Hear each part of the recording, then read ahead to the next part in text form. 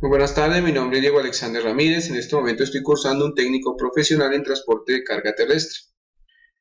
A continuación vamos a ver el estudio de caso de Aerolíneas Southwest. El docente encargado es el profesor Hugo Romero y a cada uno de mis estimados compañeros vamos a mirar primero para poder entrar en el contexto del texto completo de lo que ocurre en esta aerolínea.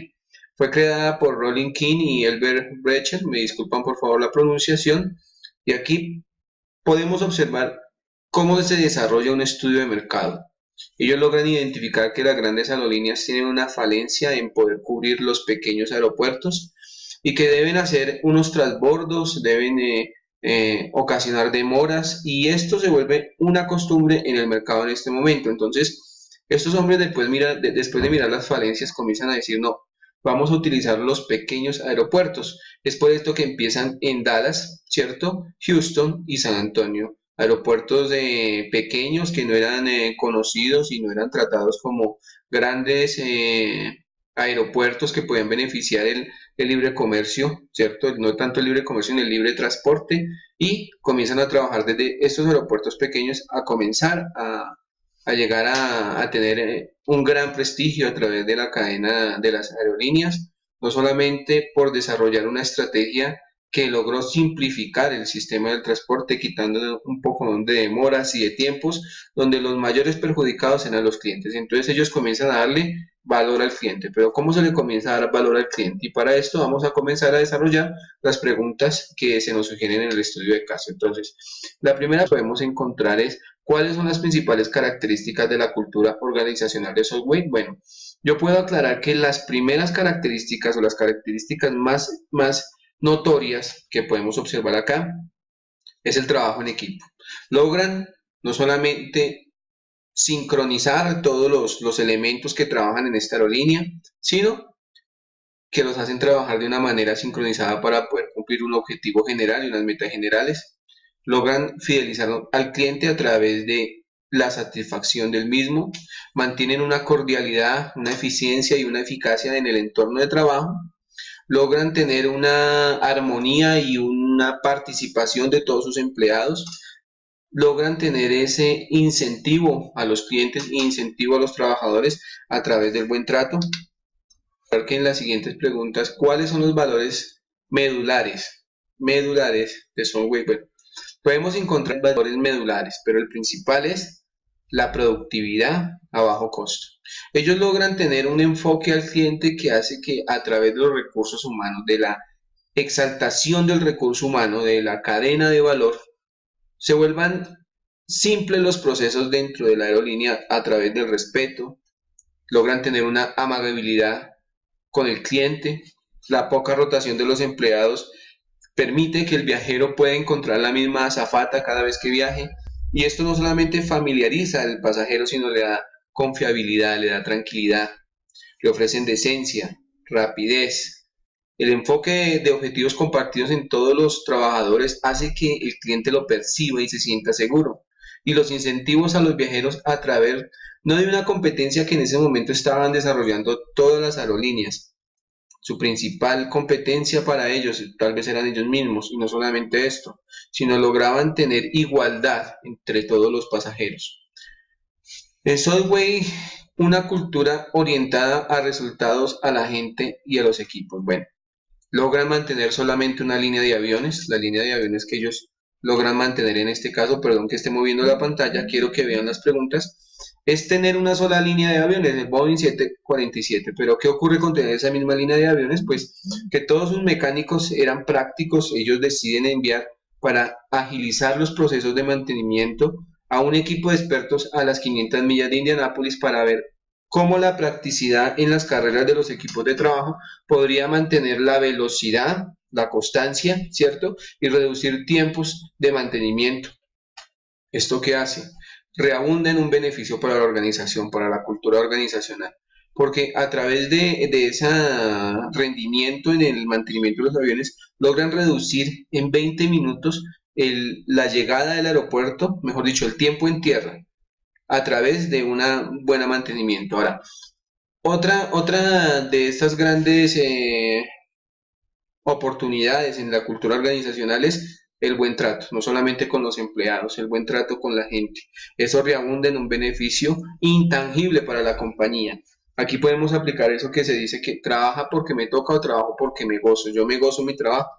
Y el mantenimiento que era, como lo mencionábamos en la primera diapositiva, no solamente rápido, sino efectivo, ¿cierto? Eso hace que siempre esté orientada a dar buenos resultados, a una eficiencia y una eficacia, que si tenemos las dos juntas se nos reduce en un objetivo que podemos controlar. Ahora, ¿es la cultura organizacional agresiva, competitiva, colaboradora, promueve la estabilidad? Claro que es agresiva. ¿Por qué podemos definir esa agresiva? Primero, porque logra identificar un problema que las aerolíneas grandes no podían desarrollar. Atienden esa demanda que estaba siendo vulnerada y logran mantenerse por más de 38 años en estándares no solamente de calidad, sino de prestigio en las aerolíneas de Estados Unidos. ¿Es competitiva? Claro, porque tomando de lo mismo, que es el mismo mercado, logra no solamente sobrepasar grandes aerolíneas como Airlines o como otro tipo de aerolíneas que en el momento estaban en un momento de éxito, sino con poco logran hacer mucho, ¿cierto? Su fiabilidad, su competitividad los logra llevar a un punto grande. Ahora, si vamos a ver, el trabajo en equipo hace que la colaboración, porque todos estaban preparados para hacer de todo, pero considero, porque en el estudio de casos no se trata así, que estaban encargados de hacer de todo, pero en cada área. No creo que el que vendía tiquetes tuviera la posibilidad de manejar un avión, de operar un avión, ¿no? Esto tiene una preparación totalmente diferente. Lo mismo pasa con una junta directiva. No considero que el de la junta directiva, el directivo más alto, esté preparado ni para manejar un avión y no se desaproveche limpiando un piso. Entonces creo que en los diferentes cargos ellos estaban encargados de operar todas las funciones que tenía ese cargo, ¿cierto? Ahora el equilibrio, la estabilidad, no solamente la estabilidad en los precios, la estabilidad en la responsabilidad, la estabilidad en el buen trato, sino la estabilidad laboral que tenían sus empleados. Recordemos que se trata el tema de que es la que menos rotación de gente ha tenido durante 38 años y esto los hace realmente fiables y los pone en lo más alto de este tipo de casos. Ahora, ¿es fuerte el grado de formación de la cultura organizacional en Subway? Sí, claro, porque es a través del liderazgo. Allí se menciona que las capacitaciones eran enfocadas en el cliente y que un trabajador activo era el encargado de capacitar a la persona que venía y quería y pretendía entrar a Subway, ¿cierto? Entonces, podemos ver que la estrategia no se fundamentaba en la teoría, sino en la practicidad, era muy práctica y es muy práctica, ¿cierto? Y así debe ser una estrategia, no enfocada tanto en el papel, sino más enfocada en la confiabilidad, en el calor humano, en poderlo llevar, impregnar en la persona. Cuando una cultura organizacional se logra impregnar en la persona, fluye naturalmente, porque ya es parte de ella, ¿cierto? ¿Hay un clima de control interno del comportamiento de los empleados en Subway? Claro que hay un clima de control interno. El control interno lo manejan a través de de la familiaridad, de que crearon no una empresa, crearon una familia que se fortalecía en los lazos que cada uno podía aportar de acuerdo a su área y de acuerdo a su labor. ¿Cómo aprenden la cultura organizacional los empleados de Subway? Bueno, como lo mencionamos anteriormente, impregnada desde sus mismos empleados. Era importante y es importante que cada vez que tenemos una persona que desee ingresar a un puesto de trabajo, debe ser impregnada por aquellas personas que trabajan en el mismo puesto. Entonces, aquí podemos ver que son capacitaciones constantes, se miraba que tuvieran una capacitación al cliente, una formación de cliente para poder atenderlo, para poder manejarlo. Entonces es importante que tomemos en cuenta que esto es relativamente asertivo dentro de una cultura organizacional. ¿Qué factores podrían contribuir a mantener vigentes los valores de la cultura organizacional en Subway? Bueno, la lealtad es uno de los más importantes. Cuando la gente se siente bien, actúa bien, trabaja bien, y cuando das de lo bueno, recibes de lo bueno. Entonces, uno de sus logos es un corazón, y aquí podemos ver cómo estratégicamente diseñan algo que los mantiene con vida.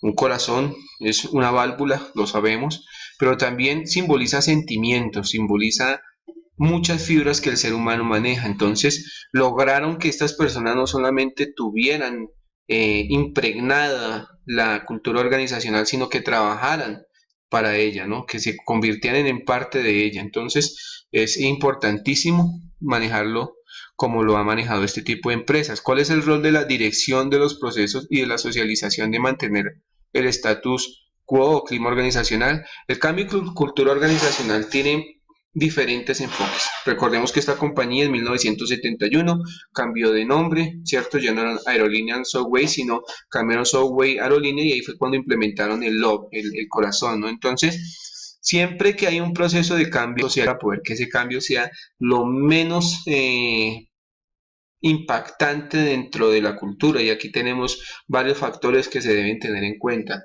Entonces, sí, sí se da cuenta uno que el estatus del clima cambia, mejora y se ven los resultados, se reflejan los resultados. ¿Qué tipo de prácticas desarrolla Subway para que podría promover la ética en sus empleados y en una cultura organizacional positiva? Bueno, como lo hemos visto, es interesante cómo ellos lograron sincronizar a cada una de las personas, ¿cierto? Con eficiencia, pero a través de qué? Del calor humano, de darles un valor agregado. Cuando te tratan por lo que tú eres y no por lo que tú haces, tienes un sentido de pertenencia no solamente con la camiseta que vistes, sino con la cultura que manejas. Esta empresa logró tener una fiabilidad en sus empleados a través del buen trato, a través del recurso humano. Su mayor valor es el trato a las personas que trabajan para ellos. Considero que muchas de las empresas hoy en día deberían tener ese mismo calor humano, porque recordemos que las máquinas se pueden manejar de una manera, los equipos, toda clase de equipo es mecánico y se maneja con formas mecánicas, pero un ser humano está compuesto por tres factores, y los tres factores hay que tenerlos en cuenta porque eso refleja toda su vida. Ahora, promovieron a través de la eficiencia y la eficacia. Esto produce el éxito, ¿cierto? La eficiencia en los trabajos, la eficacia en la forma que se hacen y el éxito que podemos manejar. Existen características en la cultura organizacional de Subway que podrían convertirse en disfuncionales ante eventuales cambios de la estrategia. Bueno, yo considero que los cambios estratégicos son necesarios, se deben hacer simultáneamente, pero teniendo en cuenta las bases y partiendo de la misión y de la visión de la empresa, serán menos críticos cuando se basan en raíces fuertes. Aquí la raíz más fuerte no son los clientes, es el recurso humano, la explotación del recurso humano y la manejabilidad del recurso humano para que esto se transmita al cliente y a través de ello poder manejar de una manera más eficaz el tiempo. Entonces es muy bueno, no considero, podría convertirse en disfuncional, los mercados son cambiantes, lo sabemos, las estrategias son cambiantes, la demanda es cambiante, ¿cierto? Pero tenemos una empresa que ha sido líder y se mantuvo y se mantiene líder porque tiene una visualización de negocio. Identifique posibles barreras para el cambio organizacional y obstáculos posibles para la diversidad de su personal. Bueno, en las barreras, una expansión de mercado, una mejora en la experiencia del cliente, ampliar el servicio. Sabemos, pues, aunque ellos tienen un servicio de internet, de Wi-Fi que cubre de extremo a extremo, podría mejorar, y un cambio de flota de aviones, ¿cierto? En los obstáculos, la aceptación de la cultura organizacional, la alta sindicalización, perdón, la poca comunicación y un cambio cultural que no sea bien comunicado y implementado. ¿Cómo convertir una gran estrategia en un gran desempeño? Y esta es la segunda parte del video. Bueno, aquí podemos observar que una gran estrategia se convierte en un gran desempeño cuando hay planificación, cuando es implementación, cuando hay una designación de recursos, cuando tenemos una comunicación asertiva, cuando hay una cultura organizacional que penetre el corazón de la persona, cuando se realizan trazabilidad de los resultados, motivación y paridad, empresa. Ahora, en las conclusiones podemos definir que convertir una gran estrategia en un desempeño parte de la motivación, de la implementación, de la identificación de prioridades, de la capacitación, comunicación y la utilización de los recursos. Estimados compañeros, aquí termino la tercera parte y quedo muy atento a sus aportes. Que tengan una muy buena tarde. Dios los guarde.